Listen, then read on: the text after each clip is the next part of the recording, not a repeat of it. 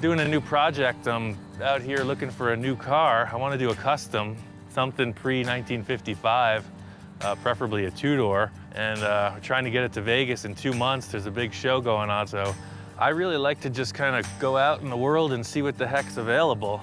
I mean, I don't have my sights set on anything specifically. Just kind of hunting around, looking for something to start on and try to strike a good deal. Talk about an oddball. I've never seen one. I mean, it's not really like a custom, but if you laid this thing on the ground and just made it a total driver, this thing would steal the show. This thing is huge. It's not really the look I'm going for. This car's got potential, but it's not the one.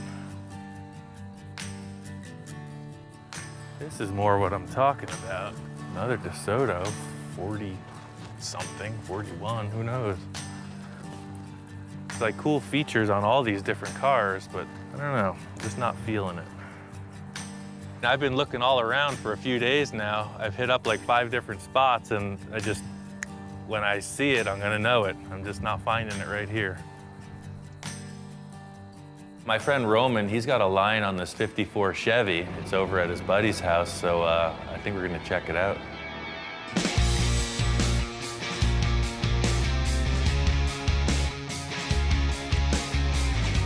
This is perfect, man. I mean, this is exactly what I was looking for. It's never been crashed or really beat to hell. It's just old. Typically, most people would like a running car with very little rust, but I don't care. I'll cut the whole thing apart. I'll just build whatever it needs. I think we'll take it. It's cool.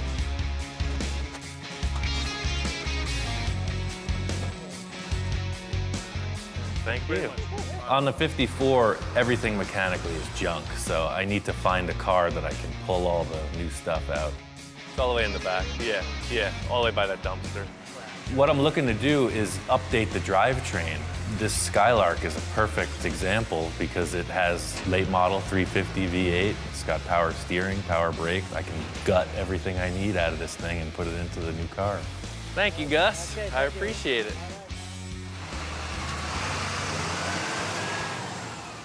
For this car, we're gonna do it in 2 months, no joke. We're just gonna hustle it out. There's no other way. I gotta hit this with all guns blazing. So my friends Roman and Trent are gonna help me out. The only thing I wanted to save from the 54 was the 2 pieces of glass, front and rear windows, and the body skin. We just got rid of everything. What I'm looking to do is update the drivetrain. It's typical to subframe a car, so that's what I'm gonna do with this. Big mama, shake it like you really can. Hot time, wish I sure could be your man. Hot time, living in your neighborhood. Summertime, baby, you be looking good.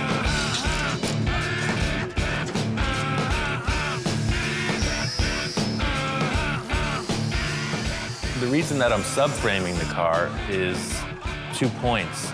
I'll have the opportunity to Z the frame and lower it, and it will update all the steering, the motor, everything. All the mechanical parts will be newer.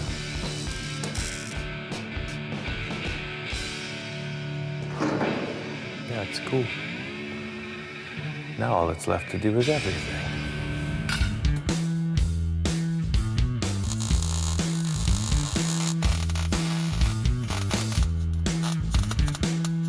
You can see here the old leaf spring used to mount right here. But what I'm doing with the ones from the Buick is I'm moving them inboard of the frame rail and I'm putting it up into the floor of the car so you can see the difference. I mean, it's about 6 inches drop. I think that'll work out good. I had done a bunch of race car and street race car fabrication, and these guys were doing what they call a mini tub. Their idea was that it would give them more room for fatter tires. I saw it as a way to move the leaf springs inboard of the frame, effectively lowering it. I'm gonna have my 2 beautiful assistants prepare the axle for delivery, and I will shortly thereafter bolt it in.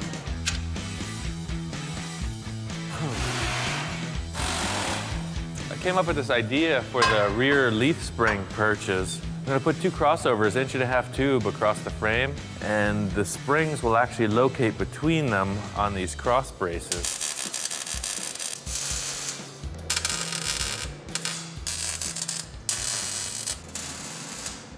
Now that I got this framework tacked in, the car will suspend itself. I'm gonna stop right here and I'm gonna chop it. I just wanna see how the ride height looks with the chop top because they have to look good together. It's kind of like building a house. I really just wanted to just start with a solid foundation, get the front clip, the rear suspension all established, and then work up from there. In the early 50s, when customizing was probably not fully mainstream, George Barris was the one that promoted it and made it mainstream. When Barris moved from the Compton Avenue shop to Linwood, he had both of these buildings, this building and the building next door. This was a note he sent when I called him and told him that I rented this building and what the whole plan was and stuff. This letter came in the mail like a couple days later. When I was in high school, there was a Rod and Custom magazine that came out that had an article on Barris, the early years. And I showed this to my friend and said, hey, you know, how cool would it be to work there? In the early 50s, this was the parking lot. That's what this wall is here. You would be standing pretty much where this Lincoln like bumper is. Ideally, it'd be neat to have this shop to where people could come and see what's being done, and it really feels like you just walk back in time. This Ranchero is gonna be this car. He first brought us the car and with this picture and said, I want to build something like this. And it was like, well, if you like this car, you know, why don't we just build this car? We try and get people to pick an era. It doesn't limit you, but it gives you just an idea, a little spectrum of what would look right when the whole thing's done. Mostly for us, we try and just stick in the little era of what the customer wants. Like, hey, I want my 55 Cadillac to look like it was made in the late 50s.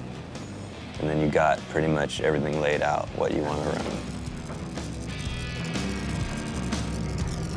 The majority of the stuff we use, if we're starting with something that hasn't already been messed with before, we try and do it on lead.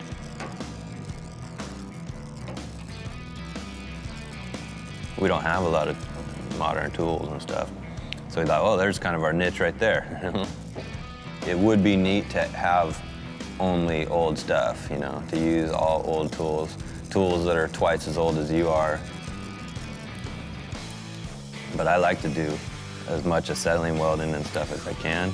It's neat having that kind of stuff around. Like, it just feels comfortable. It feels like it's done this job before. All I gotta do is keep doing it, you know? If somebody asks me to chop a car, again, I look at it and I make sure that the top flows. See, that's the most important thing to me, is to flow the top. And you do that right through the rear window. So the whole rear window and everything flows with that roof. So that's important, is the flowing of the top.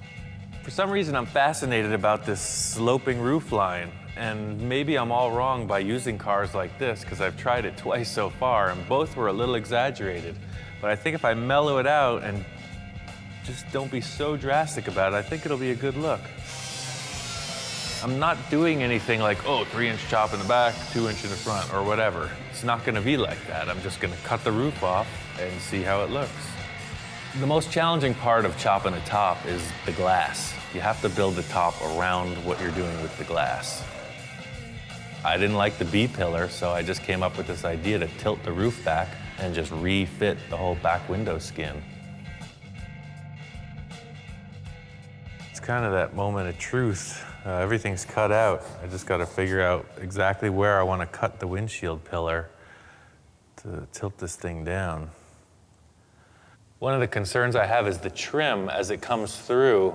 It follows a nice smooth line, so if I pivot it here, then the trim will come up. Unless I cut it just above the trim line and then just lay the windshield down, pivot it right here, then they'll come up a little bit. I think it's what I'm gonna do. So I decided I wanted to just keep the stock size front and rear window. I don't want any of my cars to look really mellow. I want them to look kind of freaky, kind of different. I think by leaving the stock height front glass and just sloping it, it'll give it a cool look. I think I nailed it. I don't know what to say besides that. It's gonna work perfectly. I got it. It's cut, it's down, that's the line.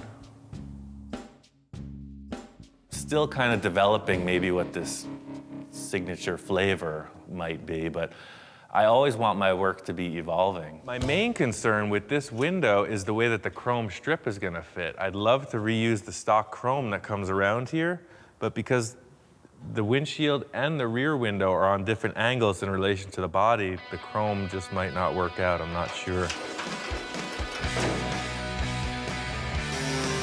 I keep using the word convincing in a lot of the stuff I've been building lately because that's what separates the guys who know what they're doing from the guys who don't.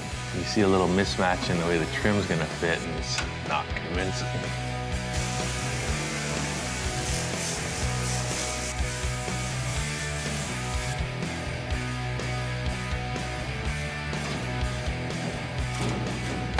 Putting the window back in was the hardest part of the job. That's all it takes is one wrong move, lose the whole thing. I'm stoked with the way this window fits. I'm just gonna take my time, weld it nice so I don't warp the roof skin. It's on. I mean, we're there. It's just a matter of following through.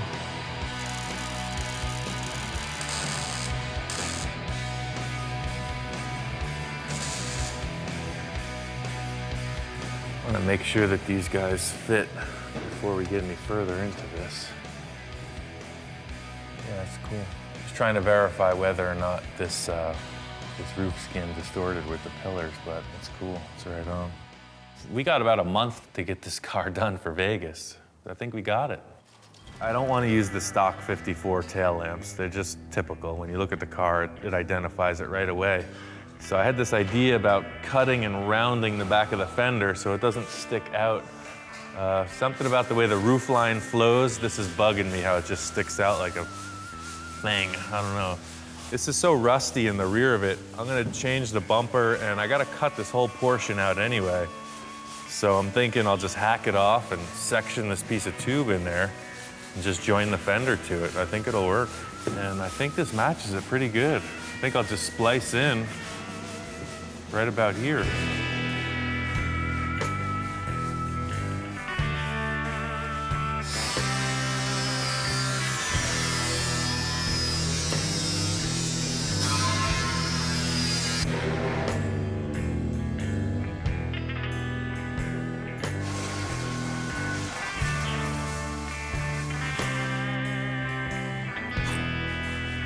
I don't even see a reason to take the rest of the tube off. I was thinking about cutting it in half, but why? I'll just lap the sheet metal to it, and I mean, that's freaking strong.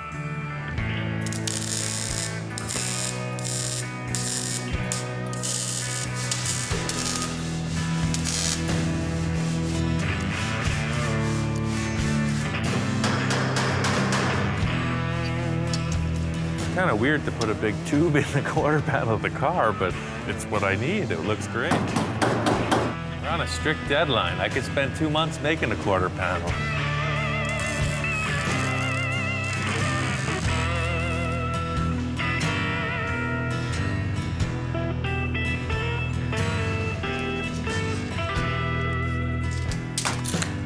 It's just going to be a piece of sheet metal. I'll form it to the contour of the body.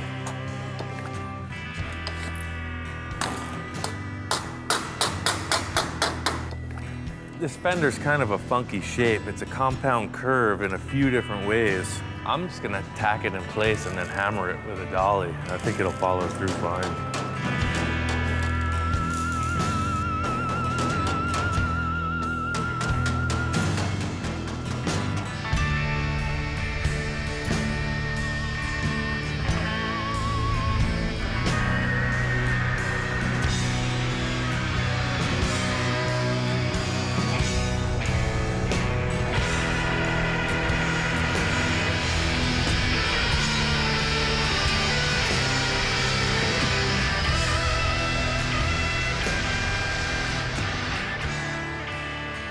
This is a really complex shape, and to form it freehand with the shrinker and hammering and all the other crap you got to get involved with, it would have been a lot of work, and by clamping it and welding it and hammering it as I went, it worked out good. Because this is more of a sculpture, it's just a shape that I have to look at the whole thing, so I want to just get this taillight fender area finished and then color the whole car gray so I can kind of get a concept of what it looks like. I mean, the whole idea is just to get what it looks like in one color. And I'll be damned if it doesn't look like a car. Yeah, it's cool.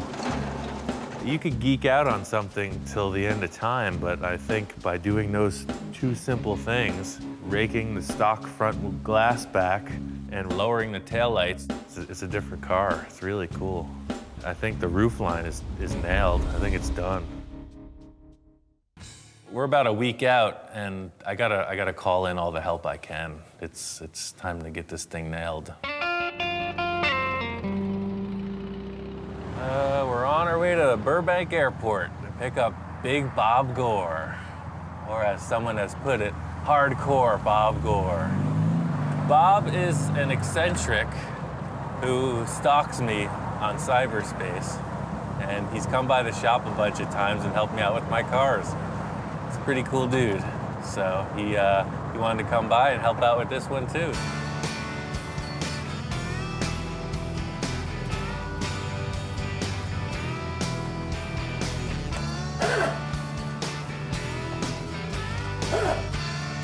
Hop on in.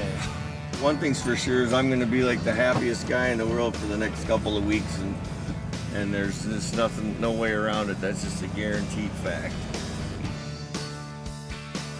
I consider him one of my best friends, man. This is an opportunity of a lifetime. What I do for a living is I restore cars, I fabricate metal. Also, I'm a body man and painter. Bob's my friend from out in Wisconsin. He saw the first DVD and it just thrilled him. So we just kind of got to know each other over the phone, and he's come out a couple times to help me work on my cars. It's a good thing.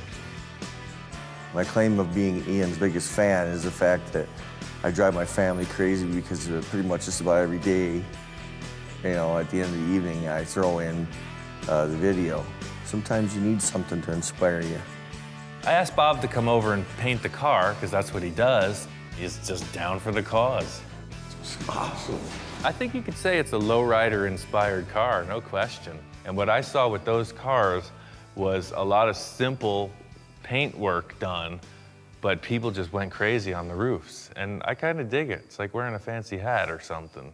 The idea of having a finished roof on a car that was in primer doesn't work for me. I think it's the wrong choice because it's almost like wearing one shoe on one foot and going barefoot on the other. Michelangelo painted the Sistine Chapel. The Pope was telling him how to paint it, when in all actuality he knew that Michelangelo knew that it should be this way. So that's me, man. I'm in that position. Yep, you're the Pope and I'm Michelangelo. I didn't see what he was seeing. I felt it was the wrong way to go. I'm used to painting a whole car at once, not just one section of it. And Well, get used to it, man. This isn't a dealership. We had a disagreement about how the car should be painted. The bottom line is we need to get through this paint job so we can finish the rest. So I just let him go with it. it was the first time he and I ever butted heads. It's frustrating in this time frame. Was psycho. I mean, it's crazy, especially if you want perfection. I walk in on the car and the first impression makes it, and the car just imploded. It just sucked all the light out of the shop. It was not palatable. I didn't like it at all. After the events and everything, you know, obviously we're behind schedule, et cetera. I honestly don't see the car going to Vegas.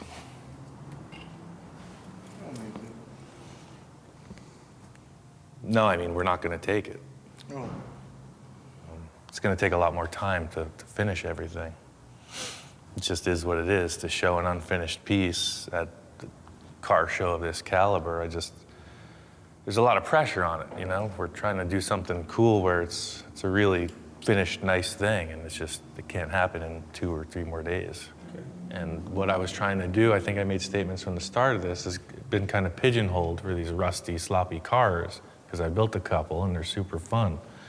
But the most criticism that I've gotten so far is that, you know, the rat rods, everything that I've done, and it's just not the case. And, you know, with the other car that I've done, the past 2 cars have been finished and nice. And I just want this one to represent, you know, a better level of finish. I was massively depressed that, and then it was just like when we conflicted with the paint job scheme, I felt the same way. If I could stretch it out any longer, I would stick back and redo, you know, paint the car the way Ian wants it done, and show people that what I can do,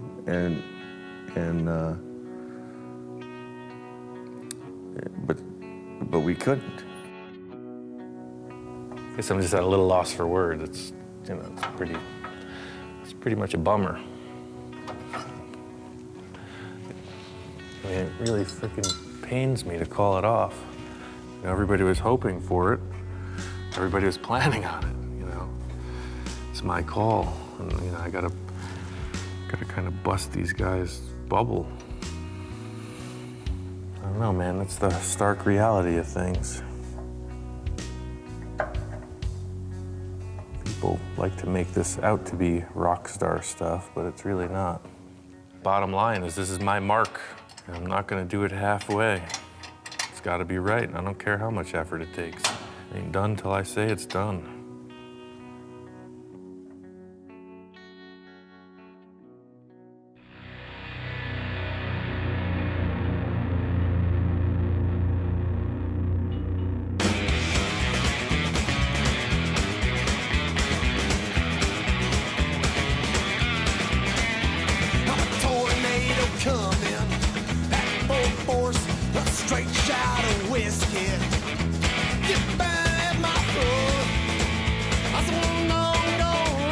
We got everything done on the car I wanted to. Paint looks good. We put the upholstery in and just took it up to this show in Ventura. It's finished.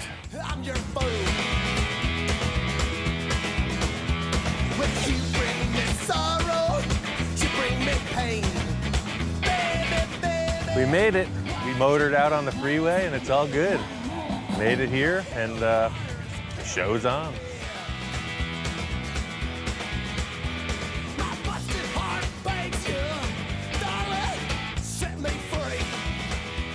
Pretty cool. It's quite a nice ride, everything about it. It's pretty darn impressive and a lot of work. They just put so much thought into it and worked on it so hard. So each custom has a personality, which is your own. Your ideas, your thoughts, it all goes to your car. So that makes a custom right there.